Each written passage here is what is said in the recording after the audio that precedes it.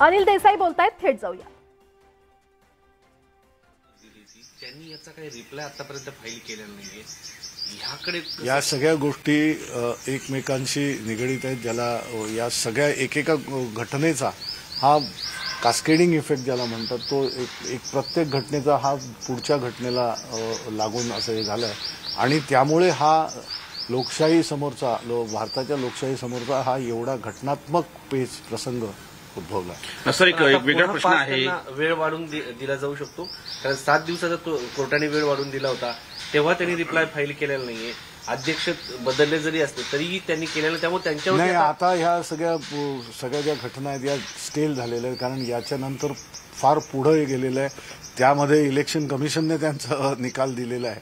त्यामुळे या सगळ्या याच्याजवळ एकल होलिस्टिक व्ह्यू कशा रीतीने माननीय सर्वोच्च न्यायालय घेतं हे फार बघणं महत्वाचं आहे. कारण यामध्येच लोकशाही सशक्त राहील का लोकशाही आपली वीक होईल याचं फार मोठा पेच प्रसंग हा आपल्यासमोर आहे आणि सर्वोच्च न्यायालय त्यामधनं मार्ग काढेल अशी अपेक्षा. समता पार्टी आज सर्वोच्च न्यायालयात याचिका दाखल करते. सर, तुम्हाला कसबा निवडणुकीपर्यंत मुभा दिलेली आहे, मात्र एकीकडे ही समता पार्टीची भूमिका.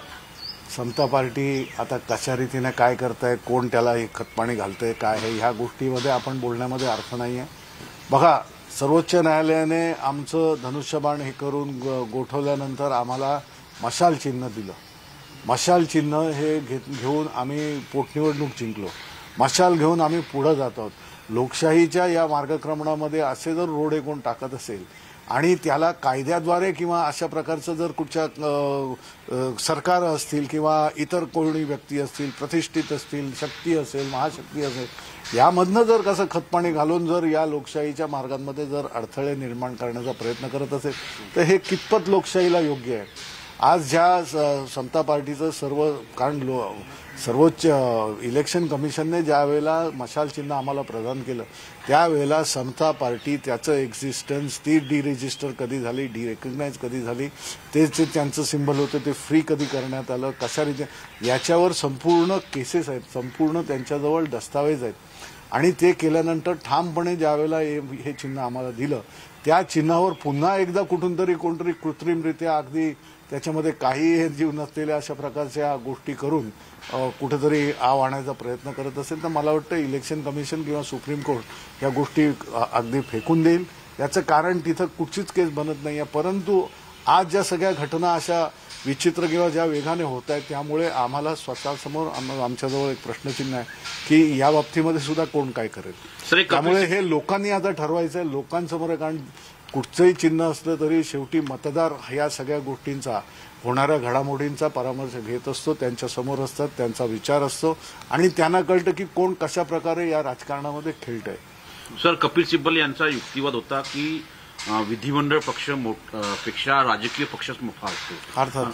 आणि या युक्तिवादाला ज्या पद्धतीने सुप्रीम कोर्टात चर्चा सुरू होती आणि त्याला महत्व केंद्रीय निवडणूक आयोगाला दिलं नाही आहे आणि त्यांनी विधिमंडळामध्ये जे आमदार आहेत, खासदार आहेत त्यांच्या संख्येला त्यांनी मान दिलेला आहे. अशा वेळी आता पुन्हा काल आपण पाहिलं की यामध्ये आरपी ऍक्ट 1951 ज्या वेळेला स्वतः सरन्यायाधीश ते रेफर करत होते, बघत होते, एका बाजूला युक्तिवाद संपूर्ण ऐकत होते, त्यातून त्यांनी ज्या गोष्टी ऑब्झर्वेशन म्हणून आणि त्या सर्वोच्च न्यायालयामध्ये असलेल्या संपूर्ण लोकांसमोर त्यांनी ज्या मांडल्या, स्वतः त्यांचं ऑब्झर्वेशन मांडलं की डिस्क्वालिफिकेशन कुठच्या बाबतीमध्ये डिस्क्वालिफिकेशन व्हायला काय कृती असणं गरजेचं असतं आणि त्या कृती झालेल्या आहेत इथपर्यंत त्यांचं बोलणं होतं.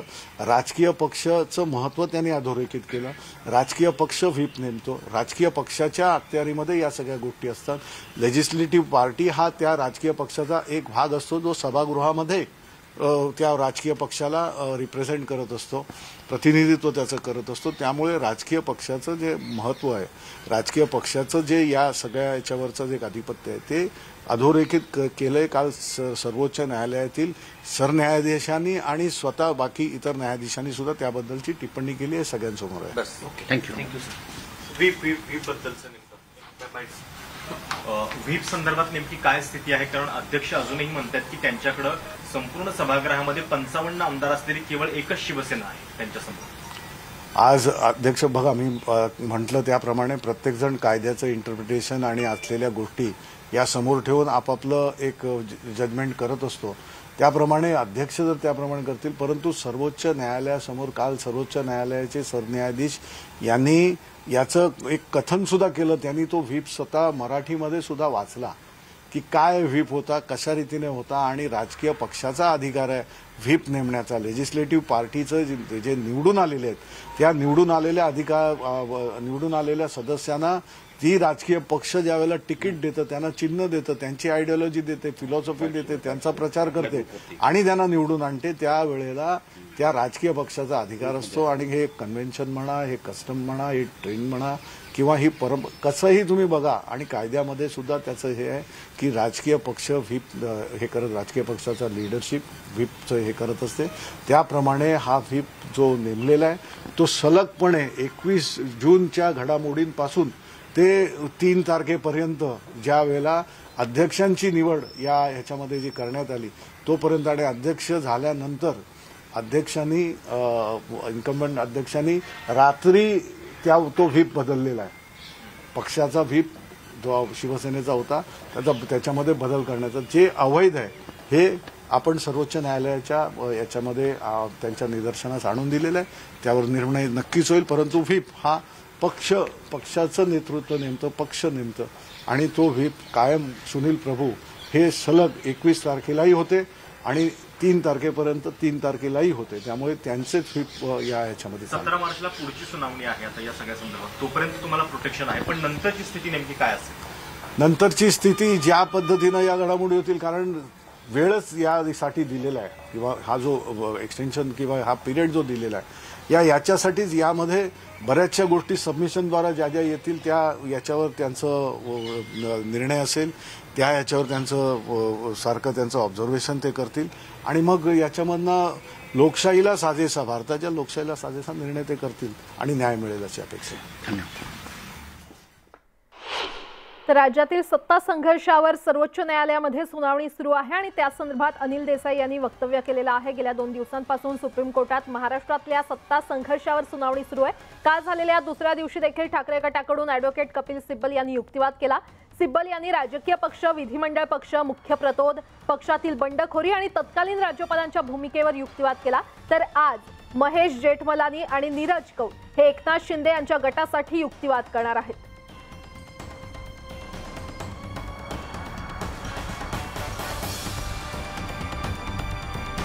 तर शिंदेचे वकील आज युक्तिवाद करणार आहेत. शिंदे गटाकडून नीरज कौल आणि महेश जेठमलानी हे वकील युक्तिवाद आज कोर्टामध्ये करणार आहेत. अधिक माहिती देत आहेत आमचे प्रतिनिधी प्रशांत लीला रामदास आपल्यासोबत जोडले गेलेले आहेत. प्रशांत, सत्ता संघर्षावरच्या सुनावणीचा आजचा 3रा आणि अतिशय महत्त्वाचा आणि शेवटचा दिवस, संपूर्ण राज्यासाठी, विरोधकांसाठी आणि निश्चितच सत्ताधाऱ्यांसाठी महत्त्वाचा दिवस. आज तरी अंतिम निर्णय येणार का की पुन्हा एकदा पुढची तारीख मिळणार? आज शिंदे गटाकडून युक्तिवाद करण्यात येणार आहे. काय काय आज होण्याची शक्यता आहे? महत्वाचं म्हणजे आज सकाळी 11 वाजता सुप्रीम कोर्टामध्ये सुनावणीला सुरुवात होईल घटनापीठापुढे. आणि महत्वाचं म्हणजे यामध्ये साधारणतः पहिले 15 ते 20 मिनिटं कपिल सिब्बल यांच्या वतीने युक्तिवाद करण्यात येणार आहे. काल त्या पद्धतीचे संकेत कोर्टाने दिले होते. त्यानंतर डॉक्टर अभिषेक मनोज सिंघवी आणि त्यानंतर देवदत्त कामत हे जे 2 सिनियर कौन्सिल आहेत सुप्रीम कोर्टातले, आणि ते खास करून शिवसेना उद्धव बाळासाहेब ठाकरे पक्षाच्या वतीने आपला युक्तिवाद करतील. होऊ शकतं आज त्याचा दिवसभर युक्तिवाद चालण्याची शक्यता आहे. त्यानंतर पुढच्या आठवड्यामध्ये महेश जेठमलानी असो किंवा मग त्यानंतर सोबतच जर बघितलं आपण कौल असो, ॲडव्होकेट कौल असो, यांचाही युक्तिवाद होण्याची शक्यता आहे. हरीश साळवे देखील या संदर्भात युक्तिवाद करतील अशी शक्यता व्यक्त केली जात आहे. आणि आज या संदर्भात कुठलाही निर्णय येणार नाही, कारण की अजूनही युक्तिवाद सुरू आहे. पुढच्या आठवड्यात पुन्हा एकदा युक्तिवाद झाल्यानंतर या संदर्भात आदेश रिझर्व्ह केला जाऊ शकतो किंवा या संदर्भात निर्णय दिला जाऊ शकतो अशी शक्यता व्यक्त केली जात आहे. पण पुढच्या आठवड्यामधला हा जो आठवडा असणार आहे तो अतिशय महत्त्वाचा असणार आहे दोन्ही पक्षांसाठी. म्हणजे एकीकडे शिवसेना उद्धव बाळासाहेब ठाकरे पक्ष आणि दुसरीकडे शिवसेना जी एकनाथ शिंदे यांच्या नेतृत्वातील आहे त्यांच्यासाठी हा पुढचा आठवडा अतिशय महत्त्वाचा असेल. आजही फक्त युक्तिवादच होणार आहे आणि युक्तिवादाची दिशा कशी असेल आणि काय नवीन मुद्दे आता कपिल सिब्बल यांच्याशिवाय डॉक्टर अभिषेक मनुजी आणि सोबतच देवदत्त कामत कशातरी मुद्दे मांडतात ते देखील पाहणं अतिशय महत्त्वाचं असणार आहे. निश्चितच प्रशांत, आता दोन्ही गटाकडून नेमके आज काय नवे मुद्दे मांडले जातात हे पाहणं महत्त्वाचं असणार आहे. प्रशांत, वेळोवेळी तुमच्याकडून अपडेट घेत राहू. तुर्तास धन्यवाद या सविस्तर माहितीसाठी. वळूयात पुढच्या बातमीकडे. तुम्ही बंडखोरीच्या विचारात आहात का? तुमच्या मनात काय आहे असं उद्धव ठाकरेंनी 20 मे रोजी एकनाथ शिंदे यांना विचारलं होतं. असा गौप्यस्फोट माजी मंत्री युवासेना प्रमुख आदित्य ठाकरे यांनी लोकमत डिजिटल क्रिएटर्स अवॉर्ड या वितरण समारंभामध्ये केलेला आहे. शिंदेंच्या मनात तेव्हाच गद्दारीचं चाललं होतं असा दावा देखील त्यांनी केलाय. मी मुख्यमंत्र्यांनाही आव्हान दिलं आहे की वरळीतून लढा किंवा मी तुमच्या ठाण्यातून लढतो, पण निवडणूक घेण्याची त्यांच्यात हिंमत नाही. त्यांची गद्दारी लोकांना पसंत पडलेली नाहीये, त्यामुळेच महापालिकांसह इतर निवडणूक घेण्यास ते भीत आहेत असा टोला देखील आदित्य ठाकरेंनी लगावलाय. तर आजही आमचे देवेंद्र फडणवीसांसोबत चांगले संबंध आहेत. त्यांच्या मनात काय आहे माहिती नाही, पण आमचे मन साफ आहे. राज आणि उद्धव ठाकरे एकत्र येतील का या प्रश्नाचं उत्तर देणं मात्र आदित्य ठाकरे यांनी टाळलेलं आहे. तो उनके मन में ये चल रहा था. तभी भी 20 मई को पूछा था कि आपके मन में क्या है, आप बगावत की सोच में है. बगावत तो की नहीं, क्योंकि बगावत के लिए एक हिम्मत लगती है, वहीं के वहीं खड़े रहकर बगावत होती है. ये जो हुआ वो गद्दारी हुई है, वो पीठ में छुरा को बस के गए. लेकिन अगर बात कहे तो ये सबको पता था. लेकिन जो खुद को बेचे हुए हैं उनको कितनी देर तक आप रोक सकते हो? रोक के क्या फ़ायदा भी क्या है? जिन्होंने खुद के सोल को बेचा है, खुद की ज़मीर को बेचा है, तो और क्या एक्सपेक्ट कर सकते हो उनसे? आज नहीं तो कल इनको डिस्क्वालीफाई होना है, क्योंकि ये कभी भी हमारे देश में हुआ नहीं था कि एंटी डिफेक्शन लॉ और कॉन्स्टिट्यूशन के खिलाफ काम करके ऐसी कोई चीज़ हो सकती है. तो इनको डिस्क्वालीफाई तो होना है. मैं तो उनको हर दिन चुनौती दे रहा हूँ कि चलो लड़ो चुनाव, इस्तीफा दीजिए, चुनाव लड़िए, फिर जो भी जनता डिसाइड करेगी हम उनके फेवर में रहेंगे. तो मैंने तो सीएम को भी चैलेंज दिया था कि हमारी कॉन्स्टिट्यूंसी जहां हम बैठे हैं वर्ली में, वहां से लड़िए, नहीं तो मैं आपके पास आता हूं, आपकी कॉन्स्टिट्यूंसी से लड़ते हैं. देवेंद्र फडणवीस और उद्धव जी आपके बहुत अच्छे रिलेशन आज भी है. फिर आज आप उनको दुश्मन मानते हैं या दोस्त मानते हैं? देखिए, हमारे मन में कभी भी कटुता नहीं आई है. हमारे जो घर में एक माहौल है वो यही है कि किसी को भी पर्सनल एनिमी नहीं मानना चाहिए. अगर आपने देखा होगा तो कई सालों में काफ़ी सारे ऐसे लोग हैं पॉलिटिकली जिन्होंने हमारे फैमिली पे, हम पे, शिवसेना पे काफ़ी सारे गंदे एलिगेशन लगाए. कभी भी आपने मेरे मुंह से, मेरी ज़बान से कभी ऐसे सुना है? कभी नहीं सुना होगा, क्योंकि जो है काम के बारे में बात करो. लोग वही बात कहते हैं कि राज ठाकरे और उद्धव ठाकरे एक साथ आने चाहिए, आदित्य और अमित एक मंच पर दिखना चाहिए. आपको क्या लगता है? देखिए अतुल जी, मैं तो ठाकरे गटाचे खासदार संजय राऊत बोलतायत, थेट जाऊयात. भारतीय जनता पक्षाच्या लोकांनी फटाके वगैरे वाजवले,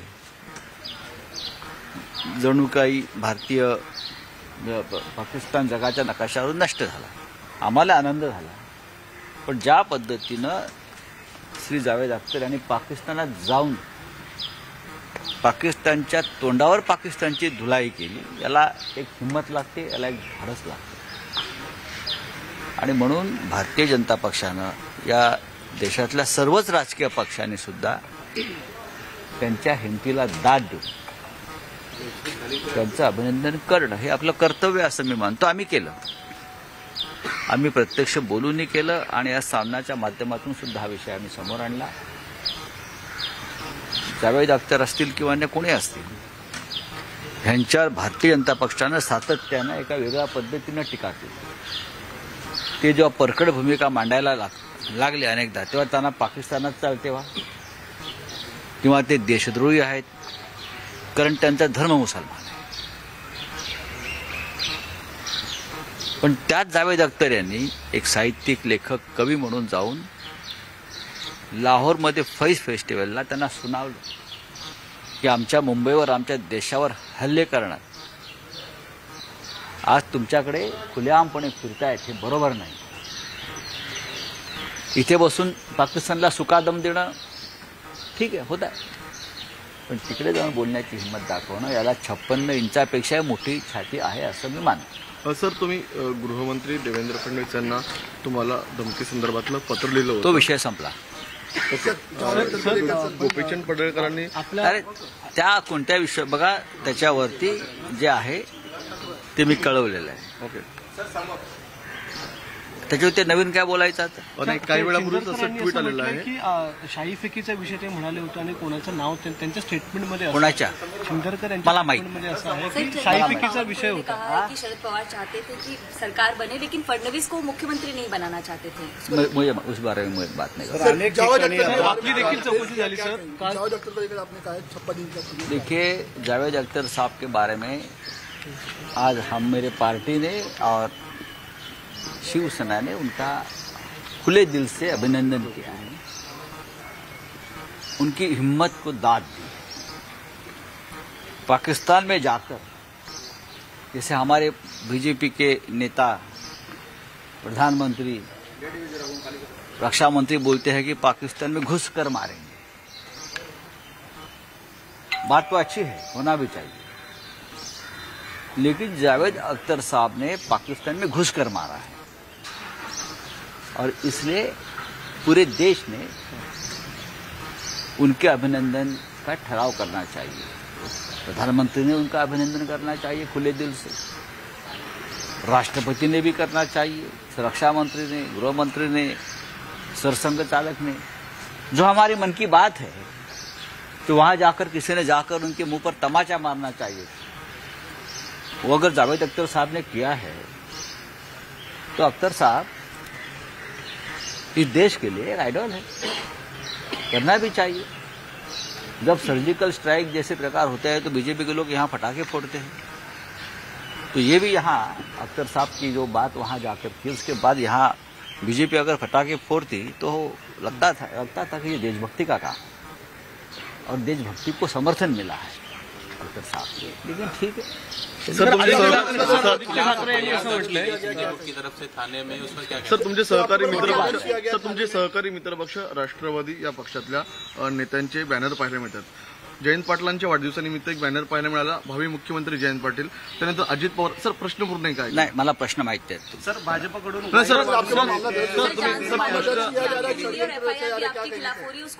देखिए, ये सरकार गुंडों की सरकार है. ये सरकार खोखे वालों की सरकार है. ये सरकार, अब जो मैंने एक कंप्लेंट फाइल की है ऑफिशियली, उनकी जांच बाजू में है और ये विटनेस को दबाव में लाइए, विटनेस को धमकी देना है. मेरे अप्रोक्ष सामना में जाकर विटनेस को धमकाने की बात कर रहे थे. लेकिन ये होगा, ये होता रहेगा. एक गुंडा खुलेआम बोलता है, एक गुंडा चार हिस्ट्री सीट पर खुलेआम मुख्यमंत्री के बाजू में खड़े होकर धमकी देता है, मुख्यमंत्री के बंगले पर भी जाता है, हाँ, उनके सांसद पुत्र के साथ दिखता है, और उसके बारे में उसको पुलिस का समर्थन मिलता है. पुलिस उसको प्रोटेक्ट कर रही है. अभी ये कौन सी कानून व्यवस्था है इस राज्य में? हाँ, देखिए, मैंने सिर्फ इन्फॉर्म किया है कि ये हो गया है, मेरे जानकारी में ये बात आई है. आप देख लीजिए उसमें इतना आग बबूल होने का कारण क्या है. मराठी क्या है, जांच करिए. मेरे पास भी स्टेटमेंट के लिए आए थे, मैंने अपना जवाब दिया. लेकिन मेरे अप्रोक्स जब मैं नहीं हूं सामना में, तो सामना में जाकर भी कुछ लोगों को धमकाया गया पुलिस की तरफ से. आप इस प्रकार का स्टेटमेंट दीजिए, नहीं तो आपको गिरफ्तार किया जाएगा, आपको बहुत तकलीफ हो जाएगी. तो ये सब हम देख रहे हैं और देखते रहेंगे. सर, म्हणजे सर हे जे स्टेटमेंट घेतलं गेलं ते सामनामध्ये तुमच्या अप्रोक्ष जाऊन मी नव्हतो, मी नसताना घुसले पोलीस. मी नव्हतो, मी नसताना घुसले पोलीस. मी नाशिकला पोलिसांना विनंती केली होती की मी मुंबईला गेल्यावर तुम्ही या. मी नाशिकला होतो. मी म्हटलं की नाशिकला आले, मी म्हटलं बघा मी मुंबईला गेलो की तुम्ही या. कारण दैनिक सामना एक असं व्यवस्था आहे तिथे काही होऊ शकतं, सेन्सिटिव्ह जागा आहे. अशा प्रकारे मी नसताना जाऊन तिथे पोलिसांनी कार्यालयात हटणं तपासाच्या नावाखाली आणि दहशत निर्माण करणं सामनामध्ये, आणि हवे जसे कागद आधीच प्रिंट करून त्याच्यावर सह्या घेणं, हे प्रकार झालेले आहेत. त्याच्यामुळे तपास आणि या गोष्टी काय चालल्या सध्या ह्याच्यावरती न बोललेलं बरं. लागली आणि जबाबाची त्याच्या सही आहे का कोणाची बघितलं का त्याच्या सही आहे का पाहिले का आपण? दबावाखाली जबाब घेतला असा तुमचा थेट आरोप आहे. त्याच्यावर सही आहे का आणि सही खरी आहे का एवढं चेक करा. मी त्या संदर्भात पोलीस आयुक्तांना परत पत्र लिहितोय की पोलिसांनी काल कार्यालयातून काय केलं. तुम्ही गृहमंत्री देवेंद्र फडणवीसांची भेट घेणार आहात का, ज्या प्रकारे त्यांना पत्र लिहिलं? काही गरज नाही. ते सुद्धा खोक्याखाली असे चिरडून काम करत आहेत. 40 खोके जे त्यांच्या अंगावर पडलेले आहेत सरकार चालवताना, त्याच्यामुळे त्यांची अवस्था अत्यंत दयनीय आहे. म्हणजे भाजपा पक्ष हा एकनाथ शिंदेच्या दबावाखाली काम करतो. कैसे देखते हैं आप लगातार सरकार को लेकर कह रहे हैं कि शरद पवार सरकार बीजेपी के साथ बनाना चाहते हैं लेकिन मुख्यमंत्री को देवेंद्र फडणवीस नहीं चाहिए था. गलत आहे सर, गलत आहे. आदित्य ठाकरे यांनी असा गौप्यस्फोट केलाय की ठाकरे उद्धव यांनी एकनाथ शिंदेना आधीच विचारलं होतं की तुम्ही बंडखोरी करणार आहात का. संजय राउत को अपनी लिमिट में रहना चाहिए. आशीष शेला पार्टी में कौन से पद पर है मुझे मालूम नहीं, मैं नाम सुना है उनका. सर, आदित्य ठाकरे यांनी असा गौप्यस्फोट केलाय की उद्धव ठाकरेंनी एकनाथ शिंदेना आधीच विचारलं होतं की तुम्ही बंडखोरी करणार आहात का. हे सगळं व्हायच्या आधी नाही. हो, मला माहिती आहे तो विषय. मला माहिती आहे तो विषय. आम्ही सगळ्यांनी त्याविषयी चर्चा केली होती. उद्धवजींनी त्यांच्याशी या विषयावर चर्चा केली होती आणि ते वारंवार मी कोणत्याही परिस्थितीत पक्ष सोडणार नाही असं ते म्हणत होते. एकनाथ शिंदे हे शिवसेनेतले आमचे जुने सहकारी होते हे मी नक्कीच मान्य करतो आणि त्यांच्याकडून ही अपेक्षा कधीच नव्हती. मतभेद असतात, वाद असतात, इतर काही गोष्टी असू शकतात. तरीही एकनाथ शिंदे हे असं करतील असं कोणाला वाटत नव्हतं, पण त्यांनी ते केलं. ते कोणत्या दबावाखाली गेलं, कोणती महाशक्ती त्यांना त्रास देत होती हे आता सगळ्यांना कळलेलं आहे. सर, आपके खिलाफ जगह प्रदर्शन हो रहे हैं, मेंटल हॉस्पिटल के बाहर भी शिंदे अच्छी बात आहे. आज सगळीकडे प्रदर्शन गुन्हा देखील दाखल केलेला आहे. करू द्या. ठाण्याच्या तुम्ही पुण्याला प्रचाराला जाणार आहात का? पुण्याचं काय वाटतं तुम्हाला? पिंपरी चिंचवड कसबामध्ये कुणाचा विजय होईल? काल परवा आदित्य ठाकरे आणि अजित पवार यांचा संयुक्त रोड शो पाहायला मिळाला आणि आज 2 दिवस मुख्यमंत्री ठाण मांडून आहेत पुण्यामध्ये. तुम्ही प्रचाराला जाणार आहात का? रोड शो करणार आहात तिकडे? ठाण मांडून बसले आहेत ना. हा, मग बसू द्या ना. ठाणे सोडून तिथं ठाण मांडून बसले आहेत ते चांगलं आहे. मुळात त्यांचं कार्यक्षेत्र ठाणे हेच आहे. त्यांना कसब्यात कळेल काय होणार आहे ते. तर खासदार संजय राऊत यांनी सत्ताधाऱ्यांवर जोरदार टीका केलेली आहे. धमकी देऊन गुन्हे दाखल करतायत असं वक्तव्य संजय राऊत यांनी केलंय. पोलीस हे गुंडाला संरक्षण देत असल्याचं देखील संजय राऊत यांनी म्हटलेलं आहे. तसंच सामनामध्ये जाऊन त्यांनी अनेकांना धमकावलं असल्याचा गौप्यस्फोट संजय राऊत यांनी केलाय. माझ्यावर सूडबुद्धीनं गुन्हे दाखल होत आहेत असं वक्तव्य नुकतंच संजय राऊत यांनी केलेलं आहे आणि धमकी देऊन हे गुन्हे दाखल करण्यात येत असल्याचं संजय राऊत यांनी म्हटलंय.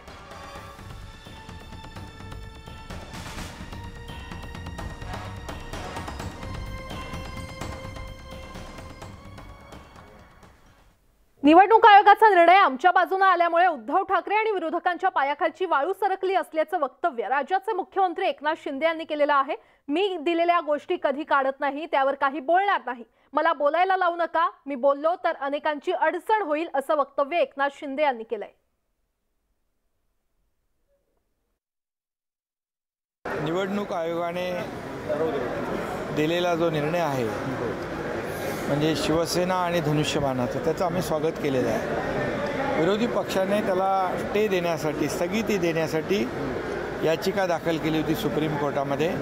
तर सुप्रीम कोर्टाने त्याला रिलीफ दिल्याने ती फेटाळली आणि त्याची पुढे आणखी 2 आठवड्यांनी सुनावणी ठेवलेली आहे. त्यामुळे निवडणूक आयोगाचा निकाल जो आहे तो कायम आहे. खरी शिवसेना आणि धनुष्यबाण आमच्याकडे आहे. त्यामुळे मी सुप्रीम कोर्टाला देखील धन्यवाद देतो, निवडणूक आयोगाला धन्यवाद. आम्ही घेतलेला निर्णय हा लोकशाहीला धरून आहे. त्याचं समर्थन या महाराष्ट्रातल्या जनतेने दिलेलं आहे. त्यामुळे पायाखालची वाळू सरकली आहे. 6-7 महिन्यात एवढे धडाकेबाज आम्ही निर्णय घेतो आहे. पुढे 1.5-2 वर्षामध्ये आणखी काय होईल याची भीती आणि धास्ती सगळ्यांच्या मनात निर्माण झाली आहे आणि त्यामुळे ते बिथरलेले आहेत, संभ्रम आहे, गोंधळलेली अवस्था आहे. आणि यासोबतच या बुलेटिनमध्ये वेळ झाली इथेच थांबण्याची. मात्र जाता जाता एक नजर टाकूयात राज्यातील प्रमुख शहरांच्या